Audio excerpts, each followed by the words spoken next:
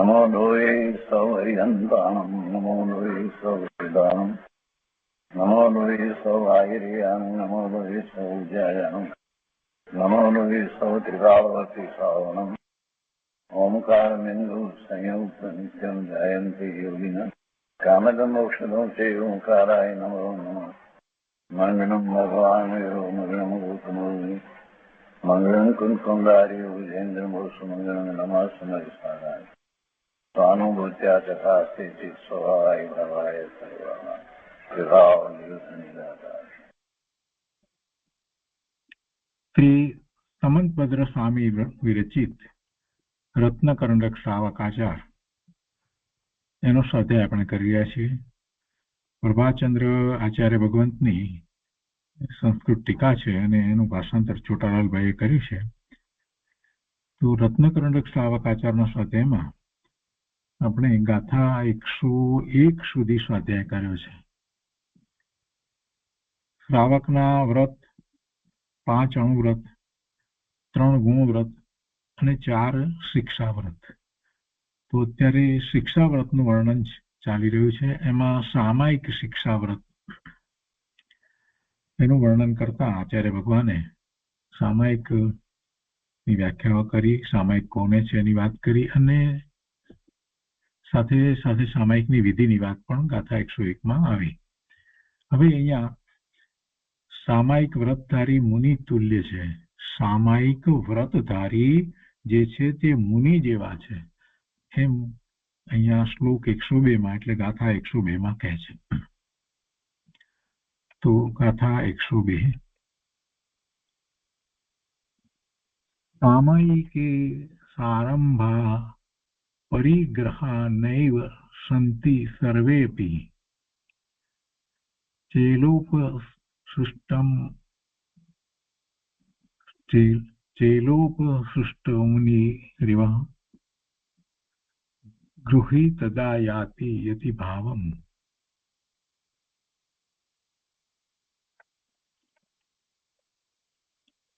એના અર્થમાં કહે છે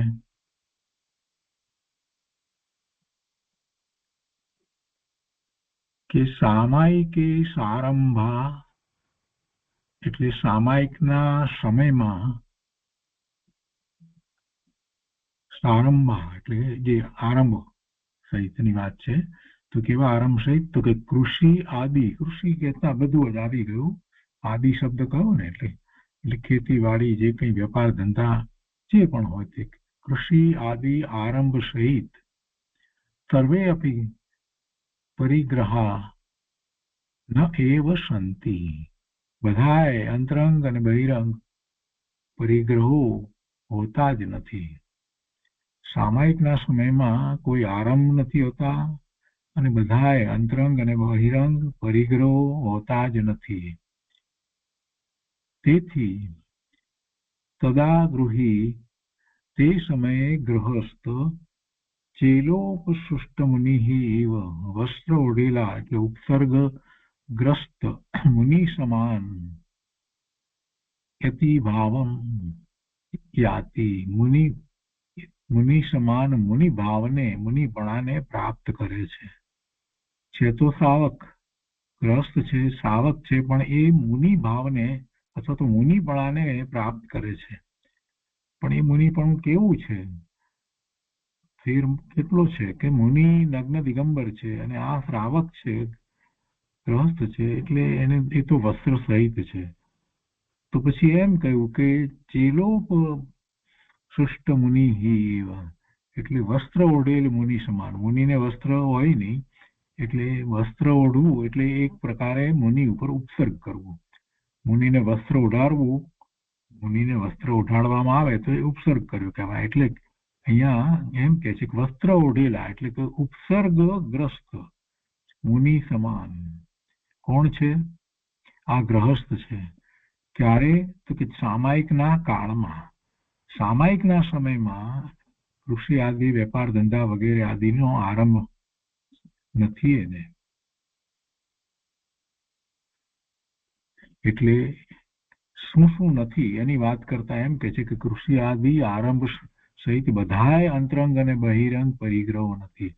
એ પણ પરિગ્રહ છે, કૃષિ આદિ વેપાર વગેરે જે છે એ પણ પરિગ્રહ છે, અને અંતરંગ પરિગ્રહ એમાંનો એક પણ પરિગ્રહ હોતા જ નથી. તેથી તે સમયે એ ગ્રહસ્થ છે તે વસ્ત્ર ઉડેલા એટલે ઉપસર્ગગ્રસ્ત મુનિ સમાન મુનિપણાને પ્રાપ્ત કરે છે. ટીકામાં કહે છે કે સામાયિકની અવસ્થામાં સામાયિક કાળે હોતા જ નથી. ન એવ સંતિ, શું હોતા નથી? તો કે પરિગ્રહો હોતા નથી.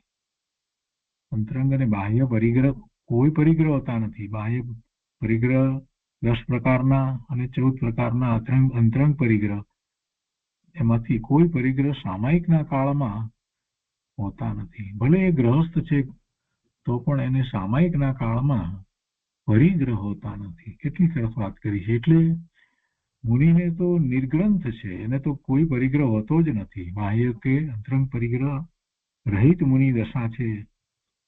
એવું નિર્ગ્રંથપણું જેટલો સામાયિકનો કાળ છે એ કાળ દરમિયાન ગ્રહસ્થને હોય છે. સામાયિકની અવસ્થામાં સામાયિકના કાળે નૈવ સંતિ, હોતા જ નથી. શું હોતા નથી? તો કે પરિગ્રહ. કેવા પરિગ્રહની વાત કરે છે?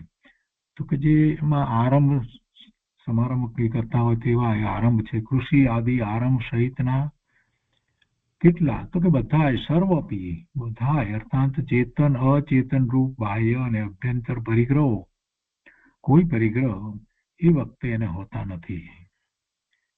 તેથી યાતિ યતિ ભાવમ, તેથી પ્રાપ્ત કરે છે. શું પ્રાપ્ત કરે છે? મુનિપણાને પ્રાપ્ત કરે છે.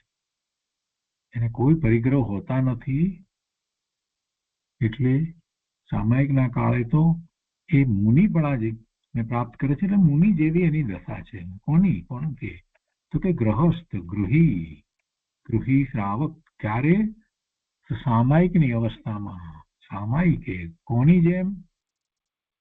તો કે છે કે ચેલોપસૃષ્ટ મુનિ એવ, ઉપસર્ગના કારણે વસ્ત્રથી વેષ્ટિત ઢાળેલા મુનિની જેમ. કેમ કે એને વસ્ત્ર છે એટલે. મુનિને વસ્ત્ર નથી હોતું. મુનિની ઉપર વસ્ત્ર ઓઢાડવું એટલે ઉપસર્ગ કર્યો એમ કહેવાય. ભાવાર્થમાં કહે છે કે સામાયિકના સમયે સામાયિક વ્રતધારી શ્રાવકને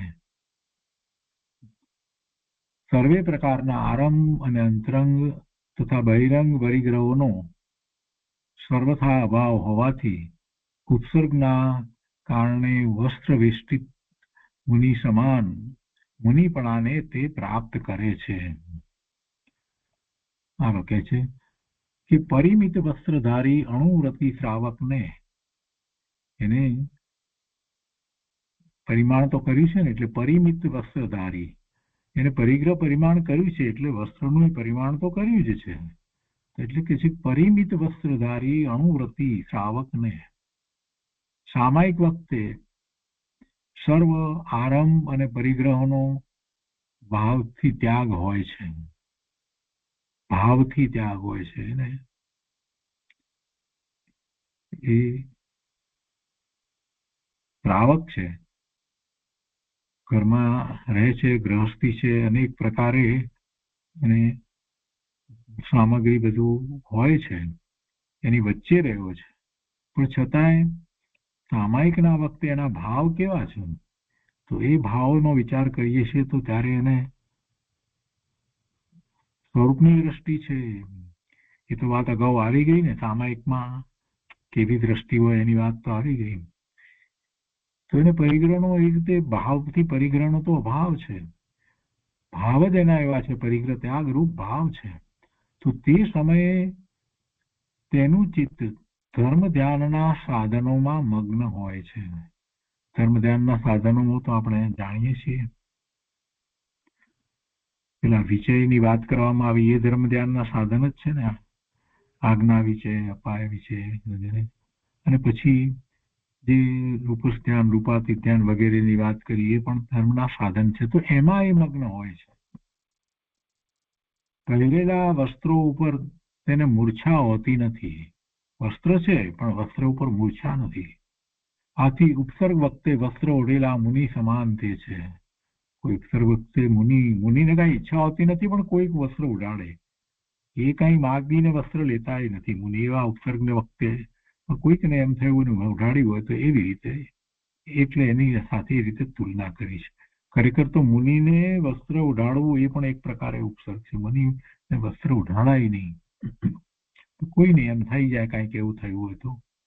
આથી ઉપસર્ગ વખતે વસ્ત્ર ઓઢેલા મુનિ સમાન તે છે. પણ એનો અર્થ એવો ન સમજવો કે મુનિ ઉપસર્ગ સહન ન કરે અને વસ્ત્ર ઓઢી લે, એવો અર્થ નથી કહેવાનો. આશય એમ નથી. પણ એવું થયું હોય તો એમને માટે તો એ ઉપસર્ગ છે, મુનિ માટે તો એ ઉપસર્ગ છે. મુનિ વસ્ત્ર સહિત નથી હોતા. તો અહીંયા જયારે એ વસ્ત્ર ની વાત લીધી છે તો ગ્રહસ્થને વસ્ત્ર છે, ગ્રહસ્થને વસ્ત્ર છે એટલે અહીંયા એમ કે છે, ભાવાર્થની અંદર એવી રીતે વાત કરે છે. આથી ઉપસર્ગ વખતે વસ્ત્ર ઓઢેલા મુનિ સમાન તે છે, કારણ કે બાહ્યમાં બંને વસ્ત્ર સહિત છે પણ મમત્વહીન છે. મુનિને કઈ વસ્ત્ર નું મમત્વ નથી, અને અંતરંગમાં બંને આરંભ અને પરિગ્રહ ભાવથી રહિત છે. મુનિને પણ કોઈ આરંભ નથી હોતા, કોઈ પરિગ્રહ નથી હોતા, એ તો નિર્ગ્રંથ છે. અને અહીંયા સામાયિકના કાળમાં આ ગ્રહસ્થ પણ એવા જ છે. અહીંયા ભાવાર્થમાં આ રીતે વાત લીધી છે કે જાણે કે ઉપસર્ગ વખતે મુનિને કોઈ વસ્ત્ર ઉઢાડતું હોય એવી, પણ વાસ્તવમાં તો એ વસ્ત્ર એ જ ઉપસર્ગ છે. મુનિને વસ્ત્ર આપણે ઉઢાડીએ તો મુનિ ઉપર ઉપસર્ગ કરી રહ્યા છે.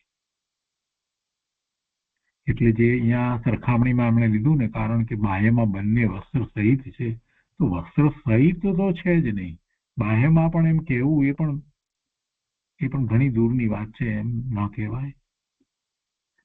મમત્વહીન છે, વસ્ત્રનું મમત્વ નથી, ને વસ્ત્ર મુનિને હોતા નથી. બંને એ રીતે નિર્ગ્રંથ છે. એટલે મુનિ તો નિર્ગ્રંથ છે જ, પણ સામાયિકના કાળે ગ્રહસ્થ છે તે પણ નિર્ગ્રંથ છે. ભલે એ વસ્ત્ર સહિત હોય તો પણ નિર્ગ્રંથ છે. વસ્ત્ર પ્રત્યે એને મમત્વ નથી. આગળ અહીંયા કહે છે કે શ્રાવક જે વખતે સામાયિક કરી રહ્યો છે ત્યારે ખરી રીતે તેની તે વખતની અવસ્થા મુનિ સમાન જ છે. તેના પરિણામોમાં અને મુનિના પરિણામોમાં વિશેષ તફાવત નથી. છે તફાવત, પણ વિશેષ તફાવત નથી.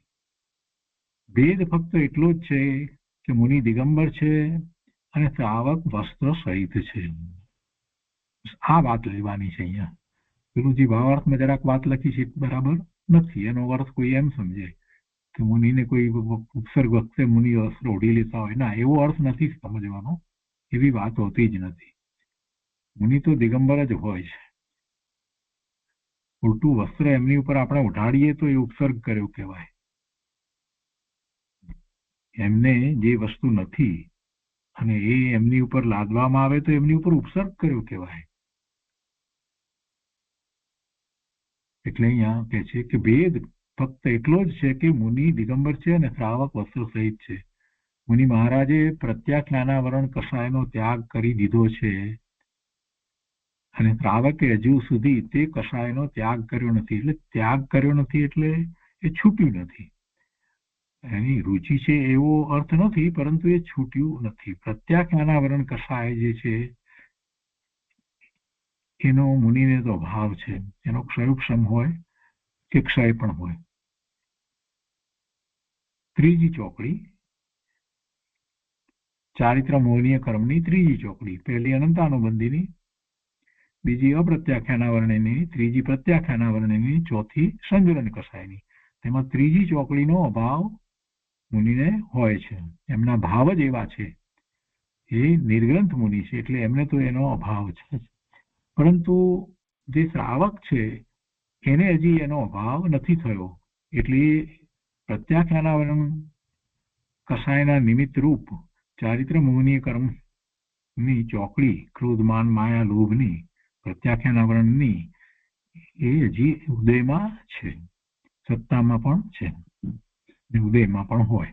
પણ એ ઉદયમાં હોય તે વખતે પણ જયારે સામાયિક કરે છે ત્યારે શ્રાવકને એનો જાણે કે એ વખતે ઉપશમ થયો હોય ને એવી રીતે હોય છે, એટલે કે નિમિત્ત થતા નથી એ વખતે એમને પ્રત્યાખ્યાના વર્ણિ કસાય વાસ્તવમાં એ છૂટ્યા નથી, પણ તેનો એ નિમિત્ત બનતા નથી. સામાયિકનો કાળ એવો છે. એટલે આ ઉપરથી આપણને ખ્યાલ આવે કે સામાયિક કઈ સામાન્ય વસ્તુ નથી. એ તો જાણે કે મુનિ દશા એટલા સમય માટેની હોય એવું સામાયિક હોય છે.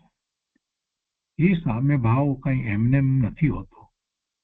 અને એટલી સ્થિરતા છે, મન વાણી કાયાની સ્થિરતા પણ સાથે એટલી જ હોય છે.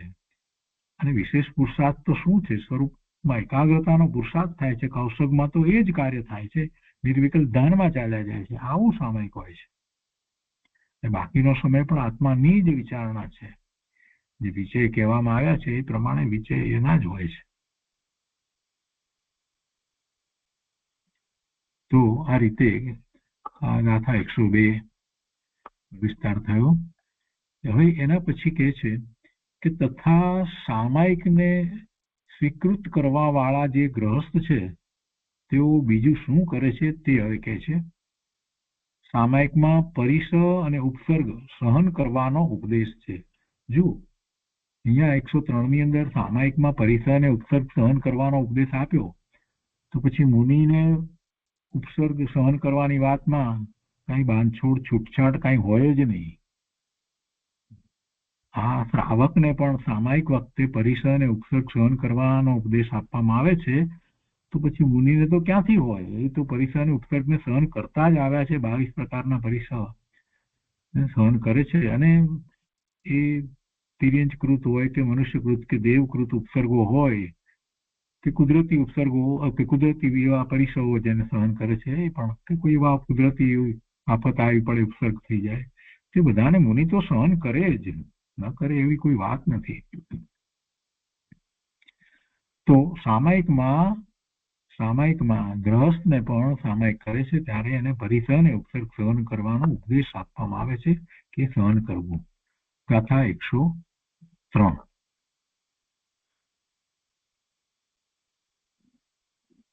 શીત ઉષ્ણ દંશ મસક પરિસહમ ઉપસર્ગમ અપી ચ મૌનધરા સામાયિકમ પ્રતિપન્ના અધિકુર્વિરન ચલયોગા. એના અર્થમાં કહે છે કે સામાયિકમ પ્રતિપન્ના, સામાયિકને ધારણ કરનારાઓએ મૌન ધરીને અચલ યોગા, યોગોની પ્રવૃત્તિને સ્થિર અચળ કરીને યોગની પ્રવૃત્તિને સ્થિર કરી દે છે. યોગની પ્રવૃત્તિને અચળ કરી સ્થિર કરીને મન વાણી કાયાના યોગ, એ યોગમાં નિમિત્ત છે. વાસ્તવમાં તો એ યોગ નથી. મન વાણી કાયાના યોગ આપણે બોલીએ છીએ, વ્યવહારનું કથન છે. મન વાણી અને કાયા એ તો એના યોગમાં નિમિત્ત કારણ છે. યોગ તો આત્મ પ્રદેશોનું કંપન, એને યોગ કહેવામાં આવે છે. અને એમાં મન વાણી અને કાયા એ નિમિત્ત છે. તો જ્યારે એમ કહેવામાં આવે છે તો પછી હંમેશા મન વાણી કાયાના યોગ એમ કહેવામાં આવે. પણ એ વખતે આપણે સમજી જવાનું છે કે એ તો નિમિત્ત કારણ છે. એ વખતે એને આત્મ પ્રદેશનું કંપન થાય છે. મન વાણી અને કાયા સાથે જોડાવાથી ઉપયોગ મન વાણી અને કાયા સાથે જોડાયેલો રહે છે ત્યાં સુધી આત્મ પ્રદેશોનું કંપન હોય છે. અને આ વાતને સમજીએ તો આપણને એ વાતનો પણ ખ્યાલ આવે કે જે ધ્યાનની પ્રક્રિયા જે છે એમાં મન દ્વારા કાંઈ પણ હોઈ શકે નહીં. સાચી જે નિશ્ચયથી ધ્યાનની પ્રક્રિયા એકાગ્રતાની વાત કરી છે એ મન દ્વારા ન હોય. કેમ કે મન તો યોગનું કારણ, આત્મ પ્રદેશના કંપનનું કારણ છે. તો એ મન દ્વારા ધ્યાન કેવી રીતે હોય? એટલે મનજનિત ધ્યાન જે વાત કરવામાં આવે એ બરાબર નથી. એ માત્ર પંડિતજીએ એક સ્પષ્ટતા કરવા ખાતર એટલી વાત લીધી કે એ વખતે જ્ઞાન કેવા પ્રકારનું હોય છે, શ્રુત જ્ઞાન હોય છે, એટલી વાત પંડિત ટોડરમલજીએ લીધી. ને એ વાતને પકડીને અત્યારે વર્તમાનમાં મોટા ભાગના પંડિતો વગેરે બધા એમ જ કહે છે કે ધ્યાન મનજનિત છે. મન વિના તો એ કલ્પના જ નથી કરતા.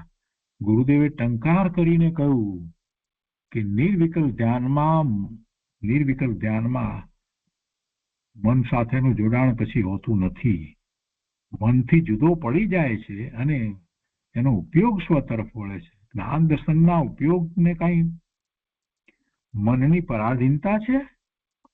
મનની પરાધીનતા જ્ઞાન દર્શનના ઉપયોગને હોતી નથી. શરીરની પરાધીનતા હોતી નથી. વાણીની પરાધીનતા હોતી નથી. ઉપયોગ જ્ઞાન દર્શનનો ઉપયોગ તો આત્માનો છે. એને આ મન વાણી કાયા જે બધા જળ એની કોઈ પરાધીનતા નથી. એટલે આખી યોગની વાતને જયારે સમજીએ છીએ તો આપણને એમાંથી આ વાત સ્પષ્ટ સમજાય છે. અહીંયા કહે છે કે યોગોની પ્રવૃત્તિને અચળ સ્થિર કરીને મૌન ધરીને તથા યોગોની એટલે બધી જ જેના નિમિત્ત કારણરૂપ વાણીને કાયા તો એની પ્રવૃત્તિને સ્થિર કરીને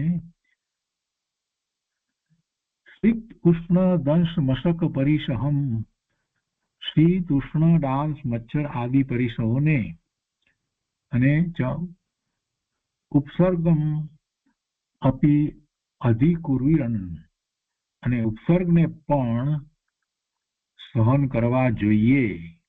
આચાર્ય ભગવાન તો એમ કે છે કે એને સહન કરવા જોઈએ. સામાયિકમાં એને એ સહન કરવા જોઈએ.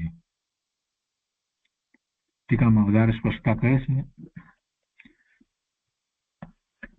અધિકુર્વીરન સહન કરવા જોઈએ એવો અર્થ છે. કોણે તે? તો કે સામાયિકમ પ્રતિપન્ના સામાયિકનો જેમણે સ્વીકાર કર્યો છે તેઓએ. કેવા પ્રકારના વર્તતા તેઓ? તો કે અચલ યોગા સ્થિર સમાધિ વાળા. અચલ યોગને સ્થિર સમાધિ કહી દીધી છે. કેટલી સરસ વાત મૂકી છે. સ્થિર સમાધિ વાળા આ સામાયિકના અનુષ્ઠાનની પ્રતિજ્ઞાનો પરિત્યાગ નહીં કરતા થકા. જ્યારે સામાયિકની પ્રતિજ્ઞા કરી છે તો હવે એ સામાયિકમાં રહે છે તો પછી કોઈ પણ પ્રકારે એ મન વાણી કાયાના યોગે ચલિત નથી થતા. સ્થિરતા છે. એ ત્રણેયની સ્થિરતા છે. ત્રણેયની સ્થિરતા છે. તો એ અનુષ્ઠાનની પ્રતિજ્ઞા નો એ કોઈ રીતે ત્યાગ કરતા નથી. ત્યાગ નહીં કરતા થકા તથા મૌન ધરા એટલે તેની પીડા હોવા છતાં જે સહન કરવાની વાત કરવામાં આવી એટલે ઉપસર્ગ હોય ને કઈક પીડા હોય તે છતાં પણ કહે છે કે તેની પીડા હોવા છતાં નામર્દ આદિના વચનો નહીં બોલતા અર્થાત દીન વચનોનું ઉચ્ચારણ નહીં કરતા શું સહન કરવું જોઈએ તે કહે છે. તો કે શીતોષ્ણ આદિ એટલે પીડાકારી શીત ઉષ્ણ ડાંસ મચ્છર આદિને સર્વ પ્રકારે સહન કરવા તે પરિશ તેને અને કેવળ તેને જ નહીં પરંતુ ઉપસર્ગને પણ કહે છે કે ઉપસર્ગમ અપી દેવ મનુષ્ય તિર્યંચકૃત ઉપસર્ગને પણ સહન કરવો જોઈએ. ઉપસર્ગને પણ સહન કરવો જોઈએ. કોઈક એવું આવી પડે ત્યારે પણ એને પણ સહન કરવું જોઈએ. સામાયિક લઈને બેઠા છે એની આ વાત છે. કેવી અદભુત સામાયિક હોય છે.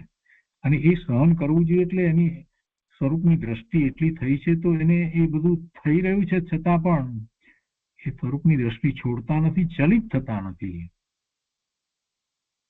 અચલ યોગા કહ્યું ને એક શબ્દ મૂકી દીધો.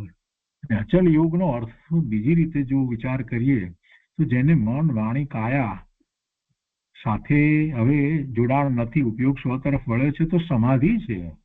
એટલે કે છે કે સ્થિર સમાધિ વાળા. એનો અર્થ કેવો કરે છે? અચલ યોગાનો અર્થ અહીંયા કરે છે સ્થિર સમાધિ વાળા. આ સામાયિકની વાત છે. અદભુત સામાયિકની વાત છે. ભાવાર્થમાં કહે છે સામાયિક કરનાર શ્રાવકે મૌન ધારણ કરી તથા મન વચન કાયની પ્રવૃત્તિને રોકી સ્થિર કરી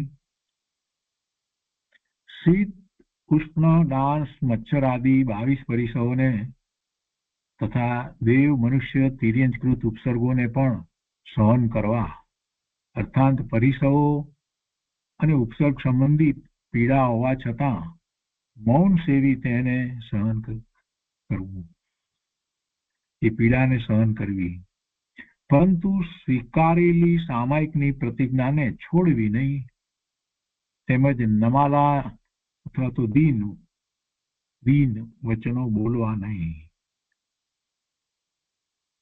એ પરિસર કે ઉપસર્ગને કારણે કોઈ નમાલા વચનો બોલવા નહીં, એવો વિકલ્પ કરવો નહીં કે દીન વચનો બોલવા નહીં. તો એ રીતે 103 ગાથાનો વિસ્તાર થયો. હવે એના પછી કહે છે કે તેને પરિસ અને ઉપસર્ગને સહન કરતા સામાયિકમાં સ્થિત શ્રાવકોએ આ પ્રકારનું સંસાર મોક્ષનું સ્વરૂપ વિચારવું જોઈએ એમ કે છે. એટલે આચાર્ય ભગવાને તો બધી વાતનો ખ્યાલ રાખ્યો છે. આ સહન કરવું જોઈએ એ બધી વાત જે કહી એ તો બધી બહારની છે. એનું એ વખતે સામાયિકના કાળે એની અંતરંગ દશા કેવી હોવી જોઈએ, એનો ઉપયોગ કઈ તરફ વળેલો હોવો જોઈએ એ બતાવવું છે. એ મુખ્ય વાત છે, એ ઉપદેશની મુખ્ય વાત છે. બાહ્યમાં અને અંતરંગમાં કેવી રીતે એનું પ્રવર્તન થવું જોઈએ એ આચાર્ય ભગવાન અહીંયા બહુ સ્પષ્ટ કરી છે. સામાયિકની આખી વાત કરવામાં આવી છે, અદભુત વાત કરવામાં આવી છે. તો કે છે કે એ વખતે સામાયિકમાં સ્થિત શ્રાવકો આ પ્રકારનું સંસાર મોક્ષનું સ્વરૂપ વિચારવું જોઈએ એમ કે છે. એ વખતે એને એ હોય. તો એ પછીની ગાથા છે આપણે લઈએ છીએ.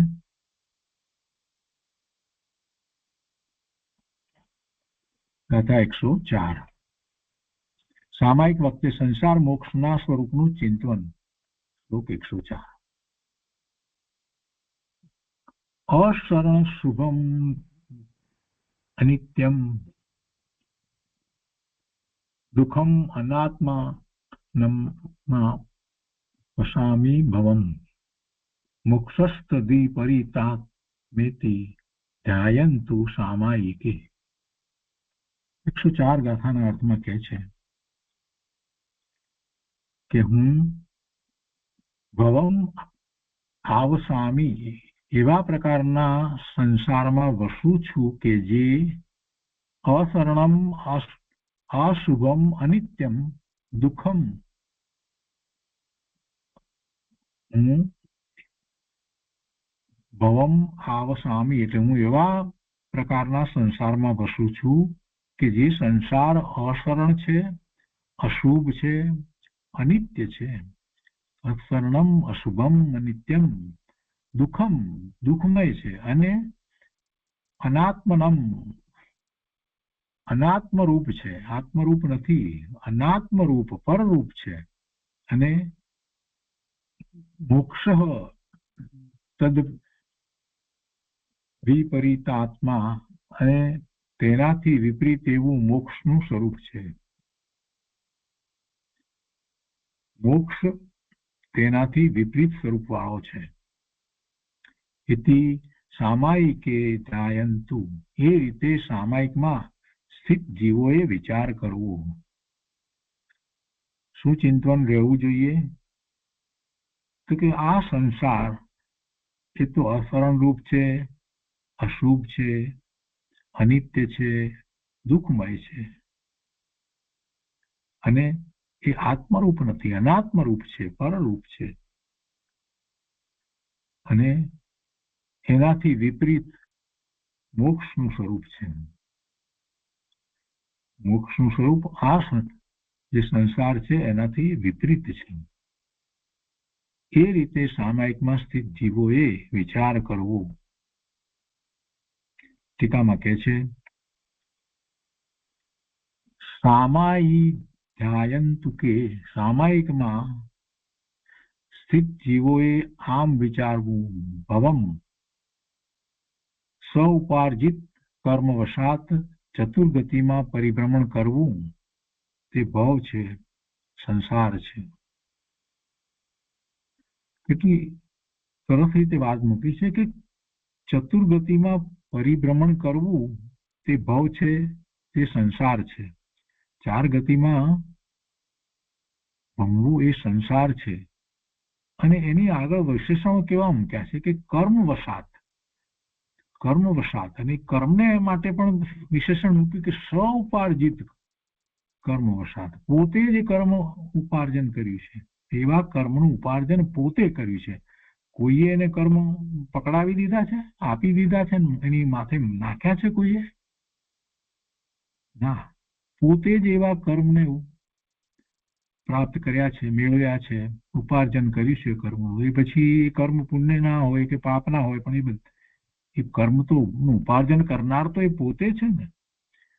સ્વ ઉપાર્જિત કર્મ વશાત, એવા કર્મને કારણે, પણ કર્મને કારણે કેવું છે ત્યારે પણ એ બધું એને પોતે ઉભું કર્યું છે એમ તો પહેલા જ કહી દે છે. સ્વ ઉપાર્જિત કર્મ વશાત ચતુર્ગતિમાં, 4 ગતિમાં પરિભ્રમણ કરવું, તે ભવ છે, તે સંસાર છે. આ સંસાર જે છે એ મોક્ષથી તદ્દન જુદો છે. કેવો છે સંસાર? તો કે અશરણમ, જ્યાં કોઈ શરણ નથી, ત્યાં મૃત્યુથી બચાવનાર કોઈ નથી, પીડાથી બચાવનાર કોઈ નથી, કોઈ ડાક્ટર કે વૈદ્ય કોઈ કાંઈ બચાવી દેતા જ નથી. પોતાના પુણ્ય જે છે ને જે પાપના ઉદયો છે એ પ્રમાણે એ બધા ઉદયો આવે જ છે. એનાથી કોણ કોઈને બચાવે? કોઈ કોઈને બચાવે નહીં.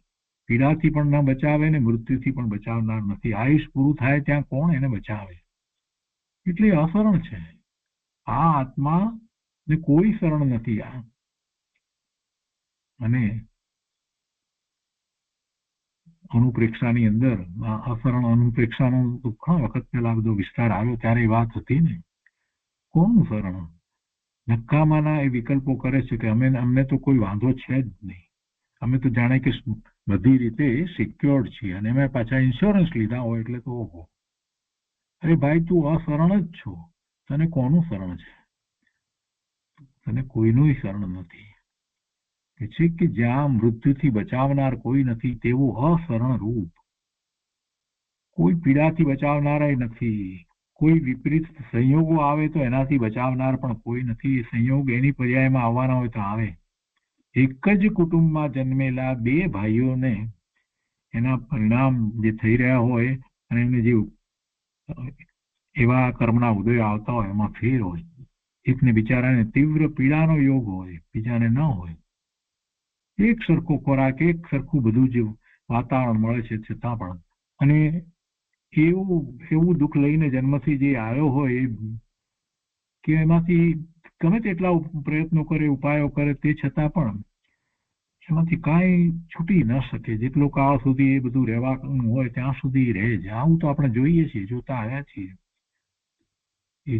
એટલા પૈસા છે, બધું છે, બધા સારા ડોક્ટરોને બતાવ્યું, બધું કર્યું, તે છતાં પણ એ બિચારો જન્મથી એવી વસ્તુ એવું લઈને આવ્યો છે કંઈક કે જેને કારણે શરીરમાં એને એ પ્રકારે પીડા તે બધું રહ્યા જ કરે છે. કોઈ કાંઈ કરી શકતું નથી. એને કોણ શરણ છે? કોણ શરણ છે? આ જીવનની અંદર વિચાર કરીએ છીએ, આપણે જોઈએ છીએ કોણ શરણ છે? પ્રભુ કોઈ શરણ નથી. પોતાનો આત્મા જે શરણ છે, બીજું કોઈ જીવને શરણ હોતું જ નથી, કોઈ શરણ થતું નથી. અને એ વાત દેવગુરુ શાસ્ત્રએ સમજાવી છે એટલે આપણે એને ઉપકાર તરીકે લઈ અને એમ કહીએ છીએ કે જો કાંઈ શરણ હોય તો એ ધર્મનું શરણ છે. 4 શરણની જે વાત કરવામાં આવી છે અત્યારે મંગલમની અંદર, એ વ્યવહાર શરણ કહેવામાં આવ્યા છે. અને ખરેખર વાસ્તવમાં તો પોતાનો આત્મા જ જીવને શરણ રૂપ છે, બીજું કોઈ શરણ નથી, કોઈ શરણ નથી. અશરણમ, જ્યાં મૃત્યુથી બચાવનાર કોઈ નથી તેવું અશરણ રૂપ છે. અશુભમ, અશુભ કારણથી ઉત્પન્ન થવાથી તથા અશુભ કાર્ય કરનાર હોવાથી અશુભ રૂપ છે. એ સંસાર અશુભ રૂપ છે, શુભ નથી. અનિત્યમ, 4 ગતિઓમાં પરિભ્રમણનો કાળ નિયત નિશ્ચિત હોવાથી અનિત્યપણાને લીધે અનિત્ય રૂપ. અનિત્યમ, 4 ગતિઓમાં પરિભ્રમણનો કાળ નિશ્ચિત નિયત હોવાથી અનિત્યપણાને લીધે અનિત્ય રૂપ. આ જરાક જુદી રીતે વાત અહીંયા લીધી છે. અનિત્ય શું છે ને નિત્ય શું છે? નિત્ય તો પોતાનું ત્રિકાળી સ્વરૂપ છે, તે નિત્ય છે. અને અનિત્ય જે છે તે શું છે? પર્યાય છે, તે અનિત્ય છે. એ ચાર ગતિની અંદર બધી પર્યાયો જે છે તે દરેક પર્યાયનો સમય એક સમય છે, એક સમયની જે પર્યાય હોય છે, આખી ગતિ જે છે એ પણ અનિત્ય કહેવાય એ અપેક્ષાથી, કેમ કે એ બધી પર્યાય છે. ગતિ છે એ આત્માનું સ્વરૂપ નથી, એટલે એને પર્યાય કહેવાય. ગતિ એ પર્યાય છે, જેમાં અનંત પર્યાયો સમાવેશ થઈ જાય એવી એ ગતિ, ચાર ગતિમાંની. તો એ ગતિ અનિત્ય છે, નિત્ય નથી. નિત્ય ગતિ જો કેવી હોય તો કઈ ગતિ? સિદ્ધ ગતિ છે, તે પછી એક વખત થયા પછીથી નિત્ય કહેવાય. પણ છતાંય આમાં સિદ્ધ ગતિમાં પણ દરેક સમયે એ જે ગતિ પર્યાય જે થતી જાય છે તે પર્યાય જે છે એ અનિત્ય છે. પણ હવે એ ગતિ પંચમ ગતિ છે તે ગતિ અપેક્ષા એ નિત્ય નથી. ગતિ અપેક્ષાએ તો એ પંચમ ગતિ જે છે તે હવે નિત્ય એ જ ગતિ રહે છે, સિદ્ધની ગતિ જ રહે છે. ત્યારે આ ચાર ગતિ જે છે એટલા માટે એને અનિત્ય કહેવામાં આવી. એમાં એનો પરિણમનનો કાળ નિત્ય તો નિશ્ચિત તો એ રીતે છે કે જેવો બંધ કર્યો છે એટલો એનો કાળ છે. આયુષનો જેટલો બંધ કર્યો છે એટલો કાળ છે, એ અપેક્ષાથી નિશ્ચિત છે. પણ અનિત્યપણાને લીધે અનિત્ય રૂપ છે. આગળ કહે છે કે દુઃખનું કારણ હોવાથી દુઃખરૂપ. શું સંસાર તે દુઃખરૂપ છે, દુઃખનું કારણ છે. તથા અનાત્મનમ, જે આત્મ સ્વરૂપ નથી, અનાત્મ સ્વરૂપ છે, એવા પ્રકારના સંસારમાં હું વસું છું, એવા પ્રકારના સંસારમાં હું વસું છું, રહું છું. જો એ સંસાર આવા પ્રકારનો હોય તો મોક્ષ કેવા પ્રકારનો છે? અને તે કહે છે મોક્ષસ્ત વિપરીતાત્મા. ઉક્ત સંસારના સ્વરૂપથી મોક્ષનું સ્વરૂપ વિપરીત છે, જુદું છે, તદ્દન ભિન્ન છે. અને તે તો એ મોક્ષ તો સરળ, શુભ, સારું, પવિત્ર, શુદ્ધ આદિ સ્વરૂપ છે.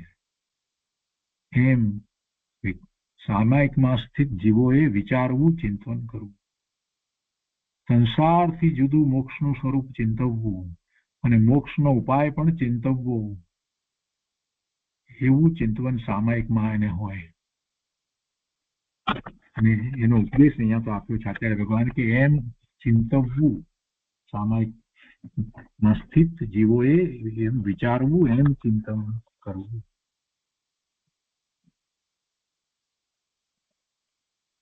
બહુ સુંદર માર્ગદર્શન ચરણાનુયોગના આ શાસ્ત્રની અંદર આપવામાં આવ્યું છે. સરળ શબ્દોની અંદર બધી જ વાત જે કરવામાં આવી છે એનો જયારે વિચાર કરીએ ગંભીરતાથી તો આપણને એમ થાય કે આપણે તો આમાંનું કેટલું બધું નથી કરતા, એમ થઈ જાય છે. કેટલી બધી વાત આચાર્ય ભગવાને આપણે માટે કરી છે. આ આચરણની વાત છે, આ આચરણનું શાસ્ત્ર છે, ચરણાનુયોગનો ગ્રંથ છે. રત્નકંડક શ્રાવક આચાર સમદભદ્ર સ્વામીનો આ ચરણાનુયોગનો અદભુત ગ્રંથ છે. અહીંયા પછી ભાવાર્થમાં કહે છે કે વ્રતિજનોએ સામાયિક કરતી વખતે એવું વિચારવું કે હું જે સંસારમાં રહું છું તે અસરણ, અશુદ્ધ, અનિત્ય, પર્યાય અપેક્ષાએ અનિત્ય, દુઃખરૂપ અને પરરૂપ છે, અને મોક્ષ તેનાથી વિપરીત સ્વભાવરૂપ છે, અર્થાત તે શરણરૂપ, શુદ્ધ, નિત્ય, સુખરૂપ અને આત્મ સ્વરૂપ છે. એમ ભેદ જ્ઞાન કરવું, એવું ચિંતન કરવું. તો એ રીતે ગાથા 104 નો વિસ્તાર અહીંયા પૂરો થયો. હવે એના પછી ગાથા 105 ની અંદર સામાયિકના અતિચારો કહે છે. તો ગાથા 105 લઈએ છીએ આપણે.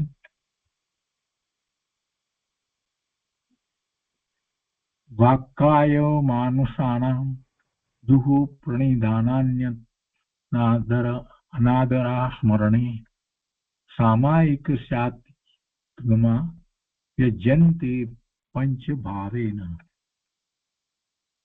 સામાયિક શિક્ષાવ્રતના અતિચાર શ્લોક 105 એના અર્થમાં કહે છે કે વાક્કાય માનસ નામ એટલે વચન, કાય અને મનની યોગની દુઃ પ્રણિધાનાની ખોટી પ્રવૃત્તિ કરવી.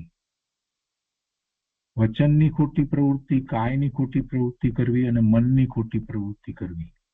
વાગ દુ પ્રણિધાન એટલે વાણીની, કાય દુ પ્રણિધાન એટલે કાયાની અને મનોદુ પ્રણિધાન એટલે મનની.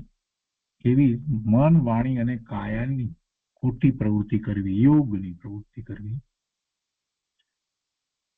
અનાદરા સ્મરણે અનાદર કરવા અને સામાયિક પાઠ ભૂલી જવો, એ 5 ભાવેન સમાધિકસ્ય અતિગમાહ વર્જન્તે. પરમાર્થથી સામાયિકના અતિચારો કયા છે? શું? પહેલું તો વચન, કાય અને મનની ખોટી પ્રવૃત્તિ કરવી. બીજું અનાદર કરવો, દેવ, ગુરુ, શાસ્ત્રની કોઈ પણ વસ્તુનો ક્યાંય પણ કોઈ રીતે, અથવા તો એ સામાયિકમાં બેઠો છે એનો પણ કોઈ રીતે અનાદર કરવો, સામાયિક પાઠ ભૂલી જવો. એ 5 પરમાર્થથી સામાયિકના અતિચારો કયા છે? અને ટીકામાં કહે છે કે વ્યજ્યંતે કહેવામાં આવ્યા છે. શું છે? તો તે અતિગમા અતિચારો કોના? સામાયિકસ્ય, સામાયિકના. કેટલા? 5. પંચ ભાવેન પરમાર્થથી ખરેખર તે આ પ્રમાણે છે.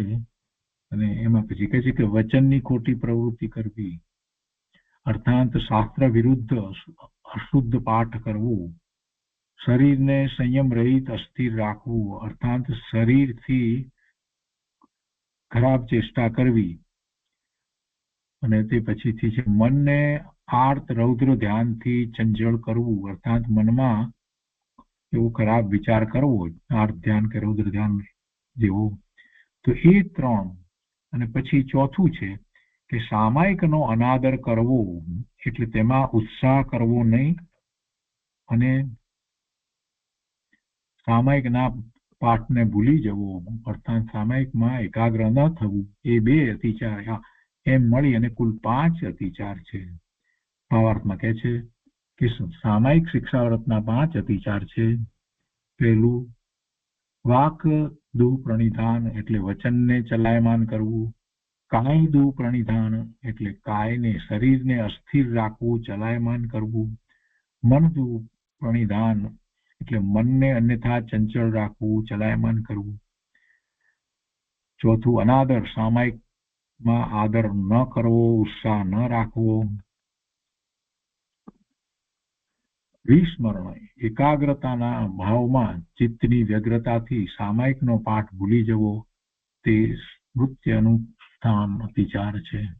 તો એ રીતે સામાયિકના આ 5 અતિચાર છે. તો એ રીતે અહીંયા સામાયિક શિક્ષાવ્રતનું વર્ણન પૂરું થાય છે. હવે ઋષભ ઉપવાસ રૂપ શિક્ષાવ્રતનું વ્યાખ્યાન કરે છે. ઋષભ ઉપવાસ શિક્ષાવ્રતનું લક્ષણ પહેલા કહેશે શ્લોક 106માં. તો એનો સ્વાધ્યાય આપણે આવતી વખતે લઈશું. આજનો સ્વાધ્યાય અહીંયા સુધી રાખીએ છીએ, ગાથા 105 સુધી.